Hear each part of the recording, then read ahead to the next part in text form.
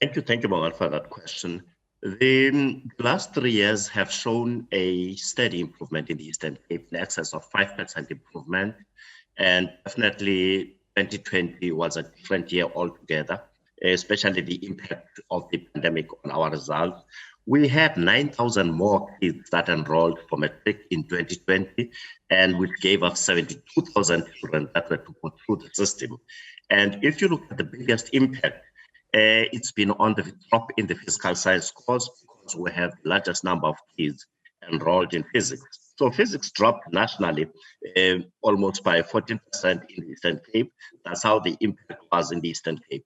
So we were looking at it from point of view of subjects that had an impact. It's physics and geography. Otherwise, in general, there has been pockets of excellence that have shown us a huge improvement. If you look at the bachelor passes, we're stabilizing at 80%, which almost is a drop of 1% compared to last year. We look at the top learner performance that came in from the Eastern Cape, especially in mathematics and quintile 5, and the overall top performing learner in South Africa came from the Eastern Cape. So we see pockets of excellence, much as we've seen a drop. Looking at the figures historically, you could see that Eastern Cape has almost been improving by 5% and more. So it's been an improvement, it's been a hope of improvement. But the drop in 2020 is really a drop that we saw nationally, that everybody has dropped, others in excess of 10%, and in our case, in excess of 8%. Yeah, I mean, the Northern Cape is the only province that had a more significant drop than the Eastern Cape, if my reading of the figures actually makes sense. Speak to me about those pockets of excellence and how we can ensure that they exist elsewhere in the Eastern Cape, because no matter how you try to dice it, the bottom line exists. Of the people who wrote the NSC in the Eastern Cape, fewer of that proportion actually managed to pass. And that still is an issue we shouldn't lose sight of. You look at our figures, we fielded 72,000 kids in the system, and 68% of those actually passed. And if you compare last year's figures to this year's figures, 1,360 children more were able to pass matric or examination of 2020. And if we look at the improvement in terms of our quintiles, quintile 4 and 5 in the Eastern Cape and far better in terms of improvements compared to the last academic year.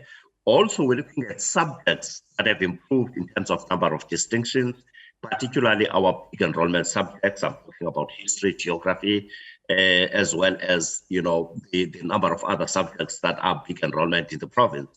However, we were hit very hard by the decline in physics. And that's where our biggest challenge was with regards to this result. Advocate Tsoarelo, let me bring you into the conversation. I mean, Ray is right. The drop was seen across the board, and that's why a 5 percentage point drop was seen nationally. That said, the Free State still being able to retain its position as one of the best performing provinces in the country. What are you getting right? Or what do you feel is enabling you to continue with your streak of performance? No, basically, we have leveraged on the culture of teamwork and making sure that we are sticklers to detail and we internalize performance within the system. As you would know, the Free State is the second poorest province in this country. And you would also see that our results are actually anchored by learners who are in quintile 1 to quintile 3, meaning which the prospects of passing in any township school in the Free State are very high. That attests to the reality that we have, you know, been able to galvanize a same DNA, same common purpose amongst our teachers, our subject advisors, our principals, our SMTs, our DMTs, district directors, and head office.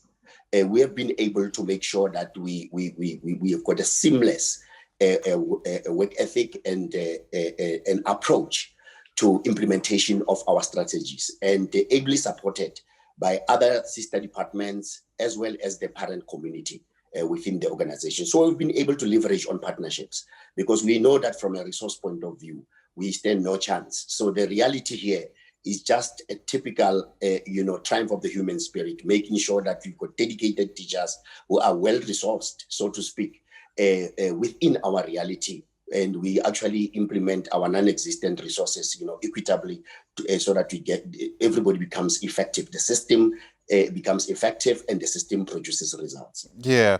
I wonder whether you feel enough is taking place to ensure there's cross-pollination of what one province gets right to try help another. I mean, the issues that you're alluding to, at least the feats that you're speaking about, surely could be beneficial to other provinces as well. From your experience, is there enough of that taking place? To mention, for instance, that in the Free State, part of what we have found to be working is this issue of a partnership in the context of a lack of resources. And perhaps that's what the Eastern Cape needs to try to do a bit better. We're renowned for that. We're renowned for helping other provinces. Ray can attest to the fact that the Free State has been very instrumental in assisting the Eastern Cape. On many occasions, the Eastern Cape will come to us.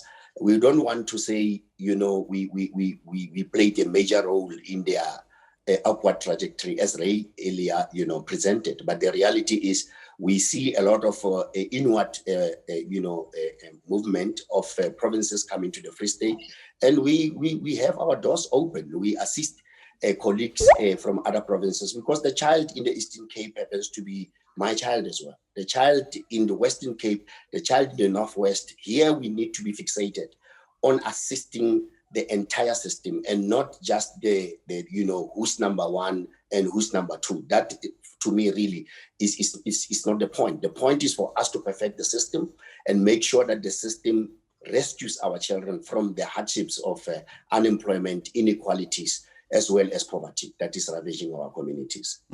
Ray, and in this partnership, let's reduce it to just the school, the pupils, and the parents. Where would you say the Eastern Cape needs to tighten matters a bit better? Which of these three within this link do you feel perhaps is lagging behind in ways that it shouldn't? Thank you a lot, Ma. Just to go back to Advocate's comment about partnership, what we learned from Free State is that you leverage more in terms of partnerships between the parents and the school. And in this case, the dominant theory that's been applicable in the Free State was that we borrow their time from their parents, and parents come back to school to support them. So for the last 3 years, since we've back to Free State, we have looked at the possibility of strengthening the relationship between the school and the parents. And in this case, if you go to any school in the Free State on a Saturday, and which is what we've been trying to do for the past 3 years in the Eastern Cape, is to make sure that parents are with their children and they exchange notes with teachers, and they also exchange and alternate time amongst themselves in support of their learners. I'm talking about Saturday classes, I'm talking about evening classes, I'm talking about a whole range of packages. So in this case, we have to start very early, because we have to make sure that in contact teaching, the extra support that we give, parents are there to support their children in the afternoons as well as Saturday classes. This is where we feel we need to strengthen more. And we really applauded Free State in terms of the change theory they adopted and what we've learned for them. That's why in the past 3 years, our results were going up. I want to emphasize again, in the Eastern Cape, we have 40% of our children who are taking maths and science. And this is where we're hit hard. And out of the 72,000, 25,000 learners took physics. And when they dropped by almost 14%, the impact was very huge in the Eastern Cape. And this is where the technicality was. Not that we've done anything wrong. Technologically, we've tried to catch up. We have streamed lessons, we have beamed lessons. But the national drop in physics was almost a killer. And that's why you see such a big drop in our case. So this is something that we're paying attention to. But obviously, in terms of sharing with provinces, we do across with Gauteng, with Western Cape. There's quite a lot of repertoire of programs that we share that come out beautifully when you look at improvement in some areas, whether it's leadership and management, which we do with housing, teaching and learning, which we do with first aid. But in short, to your question, Yeah. I think we want to bring more the component of programs. All right. Very quickly then, Advocate Tsoarelo, part of the figures that I find very interesting year in and year out is tracking the number of pupils who actually started grade 1 and how many of them actually got to matric and effectively passed. Usually, it paints a very different picture about what some people consider to be the real pass rate. Do you think we're getting that right? I would say we're getting that right. That's what we call the throughput rate, to make sure that the learners who start grade 1, they all finish. When you are in a poverty-stricken province like ourselves, we have social economic realities that our learners are bedeviled with, and they are lost through the system. So we've tried to make sure that we actually make sure that throughout the system, qualitatively, we track all the learners and make sure that all learners en masse, they basically finish. This year, we actually enrolled the highest number of matriculants, and that was very, very pleasing to us. And I must mention this, Ayanda, we've got targets to meet. That's basically our battle cry. We wanted 90% pass rate and 40% bachelors. I must say that notwithstanding the challenges that we have had, we are 85.1% pass rate, and we achieved 40.4% bachelors, which means that this cohort really was a very strong cohort. Had COVID not happened, we had a very good story to tell. It could have been, something else. I could be sitting here and could have been 92% in the good. So I believe that I give credit to the class of 2020. It has never been easy.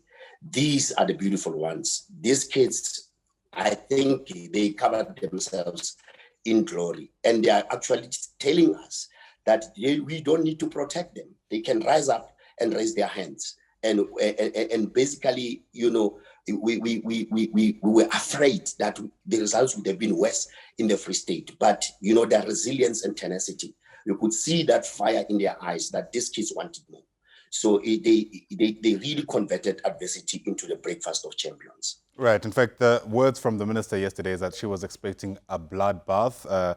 Safe to say that many people believing perhaps we have been able to avert that. Thanks very much for both your times and for helping us get a better sense of the situation within your respective provinces. Ray Tywakadi is the Eastern Cape Education Department's Deputy Director General, while Advocate Tsoarelo Malakoane is the Free State Education HOD. To the both of you, once again, thanks very much indeed.